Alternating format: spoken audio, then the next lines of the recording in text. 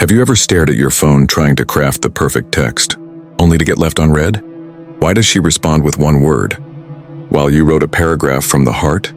And more importantly, how can a man grounded in Stoic wisdom learn to text in a way that not only gets her attention, but earns her respect? Before we dive into the 3 texting secrets women can't resist, all grounded in the timeless teachings of Marcus Aurelius, subscribe to the channel, like this video, and stick around till the end. Because what you're about to learn could completely shift the way women respond to you for life. Ethan was a thoughtful guy, smart, funny, sincere. He met Anna at a mutual friend's party. They connected instantly. She even gave him her number and told him to text. That night he stayed up late, crafting the perfect message. "Hey Anna, it was really nice talking to you tonight. I'd love to get to know you better sometime." He smiled, hit send, and waited. Minutes turned to hours. Hours turned into days. No reply. By the 3rd day, Ethan was spiraling. Did I say something wrong? Should I double text? Should I call? But here's the thing. Ethan wasn't doing anything wrong by conventional standards. He was polite, warm, respectful. But he made one crucial mistake. He didn't understand psychology. And more importantly, he didn't understand Stoic detachment. What if I told you that women respond more to your energy, your mindset, and your presence even over text than they do to fancy words? Let's break this down with the ancient wisdom of a Roman emperor. 1. Pause is power. Do you remember your first crush? That moment your heart raced just seeing their name pop up on your phone? The butterflies. The excitement. The overthinking? Yeah, we've all been there. You sit there staring at the screen, typing, deleting, rewriting, as if every word has to be perfect or you'll blow your one shot. And then finally, you hit send. You wait, and when there's no reply, your mind goes into panic mode. You start checking your phone every 5 minutes. You overanalyze the message. You wonder if they lost interest. But here's the truth. It's not always what you said. It's the energy behind when and how you said it. Let me tell you about a guy named Arjun. Maybe you'll see a bit of yourself in his story. Arjun was 26, a kind soul. He met Naina at a mutual friend's wedding. They danced. They laughed. They even talked philosophy over mango kulfi. It wasn't just chemistry. It felt like magic. She gave him her number and said, "Text me sometime." The minute he got home, Arjun's fingers trembled with excitement. He typed out a message, "Hey Naina, tonight was amazing. You're really different, in a good way. Hope you reached home safe." He hit send, and just like that, his heart was in her hands. 5 minutes, 10 minutes, an hour, no reply. He began spiraling. Should I double text? Maybe she didn't get it. What if I scared her off? But the truth is, Arjun didn't mess up with his words. He messed up with his energy. You see, Marcus Aurelius once wrote, "A time is like a river of passing events, and strong is the current. No sooner is a thing brought to sight than it is swept by and another takes its place." What does that mean in texting terms? It means don't chase the moment. Let it flow. Don't rush. Don't cling. Don't attach your self-worth to someone else's response time. But that's what most of us do, right? We become so emotionally tied to someone's reply, we forget we're human too. We forget we have lives beyond that conversation. We let the speed of her reply define the value of our existence. And that's where everything falls apart. Now let me ask you something. Have you ever sent a text and waited hours just to be seen on read? How did that feel? Have you ever looked back at those texts? The long essays you poured your heart into and thought, why did I give so much of myself to someone who replied with just one emoji? It's okay. You're not alone. We've all chased love. We've all held our breath over someone who didn't even blink. But here's the Stoic shift. Real love isn't desperate. It's patient. It's not needy. It's grounded. It doesn't chase. It attracts. That's why the pause is power. It's not about playing games. It's not about waiting exactly 3 hours and 47 minutes before replying. It's about reclaiming your center. When you pause before replying, here's what you're actually saying without words. I'm not addicted to your attention. I have a life and it's meaningful. I don't need to prove myself through a screen. The pause builds mystery. It gives her space to wonder about you. And most importantly, it protects your peace. Because sometimes the worst texts are sent out of emotion, not intention. How many times have you sent a long message just to feel better about your anxiety, only to wake up the next day and think, why did I do that? Imagine if instead you paused, took a walk, read something, reflected like Marcus would, and then if you still felt called to message her, you'd do it calmly, confidently, not from fear but from presence. Months later, Arjun changed. He started practicing Stoicism. He stopped obsessing over replies. He began responding, not reacting.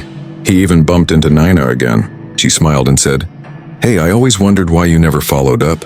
He replied, "I figured if something's real, it'll come back around." And you know what? She looked at him differently. Because he was no longer the boy waiting by the phone. He was the man who learned the power of the pause. So before you send that next message, ask yourself, am I texting to fill silence, or am I texting from strength? The pause is your shield. It's your mirror, and sometimes it's the silence that speaks the loudest. 2. Frame is everything. Have you ever tried to impress someone so badly that you ended up pushing them away instead? Maybe you sent her a long message being super sweet, super polite. Maybe you complimented her looks, her laugh, her smile, her soul. But deep down, you weren't texting from confidence, you were texting from hope. Hope that she'd validate you. Hope that she'd like you back. Let me tell you something that might sting a bit. The second she senses you're trying to earn her approval, she loses interest. It's not about the message. It's about the man behind the message. This is what the Stoics meant when they talked about frame. Kabir was the good guy. He met Mira on Instagram. She followed him first. They vibed over books, music, and sarcasm. He was funny, respectful, well-read. But the moment things got serious, Kabir started texting to please, not to express. "Good morning, beautiful. I hope you're not too busy for me today, haha. I just wanted to say you're amazing, like seriously." Every message came with a hope. Please like me. Please reply. Please choose me. And it didn't take long. Before Mira started replying late. Short messages, cold tone. Then nothing. Kabir was confused. I did everything right. I was kind, thoughtful, genuine. Yes, he was. But he didn't understand the one rule that changes everything. Frame is everything. Marcus Aurelius said, "You have power over your mind and not outside events. Realize this and you will find strength." That means you can't control how she feels about you. You can't control how fast she replies. You can't even control if she stays or leaves. But you can control your frame. Your frame is the emotional state you operate from. It's the energy behind your words. Are you texting from anxiety or abundance? From fear or peace? Now I want you to pause and think about someone you once liked. A lot. Someone you poured your energy into. Someone whose replies you waited on like your life depended on it. Think about what you were texting them. And now ask yourself honestly, was I trying to connect or was I trying to be liked? There's a difference. When you're trying to be liked, your words are filtered through fear. You try not to offend. You play safe. You avoid silence. You say what you think she wants to hear. But when you're grounded in your frame, you text like you would talk to anyone. You're not seeking approval. You're expressing truth. And that's attractive. A few months later, Kabir had changed. He stopped using texts to chase validation. He started working on his fitness. He dove into books, meditations, letters from a Stoic, the Daily Stoic. He learned that a man doesn't need to convince anyone of his worth. And when a new woman came into his life, Anya, he didn't try to win her. He just showed up as he was. When she texted, he didn't respond instantly. When she teased him, he teased back. When there was silence, he let it sit. One day she told him, "You're hard to read." I kinda like that. Most guys are too easy. What she didn't know was, Kabir wasn't hard to read. He was just grounded in his frame.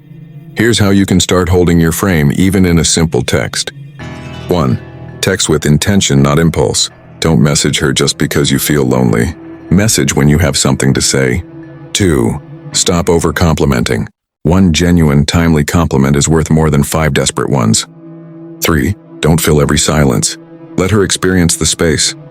Silence isn't rejection, it's reflection. 4. Lead the conversation. Ask something real. Set plans, tease, don't always follow her lead. 5. Detach from her reaction. Whether she laughs, likes, replies, or doesn't, it doesn't shake your core. When you hold your frame, you send a signal. I'm not texting to prove anything. I'm just being me. Take it or leave it. And that's when things shift. Because women can smell insecurity even through a phone screen, but they can feel confidence without a single emoji. So remember, it's not about texting the perfect message. It's about becoming the kind of man who doesn't need the perfect message to be respected. Hold your frame and the right woman will lean into you. The wrong ones, let them fade. That's part of the Stoic journey. In the next section, we're going to dive into the ultimate Stoic secret for modern dating, detaching from the outcome, because nothing makes you more powerful than the ability to let go. Don't miss it. You're becoming stronger with every word. First, detach from the outcome. Have you ever fallen for someone so hard that you imagined your entire future with them before they even replied to your text? You pictured the dates, the kisses, the way they'd smile while looking at you. You played out every what if in your mind, and when they didn't feel the same, it felt like your entire world collapsed. Why does that happen? Why does someone else's disinterest feel like a stab straight to the soul? Let me tell you the truth that Stoic philosophers whispered thousands of years ago. But most men never learn even today. You suffer more from your imagination than from reality. And that's where the secret comes in. Detach from the outcome. Dev was the kind of guy who loved with his whole heart. He met Seneca on a dating app. She was funny, confident, and had this wild curiosity about life. They started texting, and within a week, Dev was hooked. He'd wake up thinking about her. He'd screenshot her messages and show his friends. He even saved her contact with a heart emoji after 3 conversations. He was already emotionally invested in something that hadn't even begun yet. Then one day, she just stopped replying. No goodbye, no explanation, just silence. Dev broke.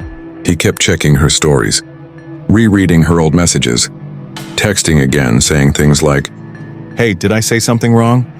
I really liked you. I thought we had something. I don't understand. Please just tell me why." And all he got was nothing. Not because he wasn't good enough, but because he gave everything before anything was real. Marcus Aurelius said, "Do not seek for things to happen the way you want them to. Rather wish that what happens be just as it is and your life will flow well." That's the Stoic way. It means you don't text to get a reaction. You don't flirt to be validated. You don't attach your worth to how someone else responds to you. You show up fully, authentically, and whatever happens, you accept it. Because detachment doesn't mean you don't care. It means you care without losing yourself. Let me ask you this, be honest. How many times have you imagined a future with someone who barely knew you?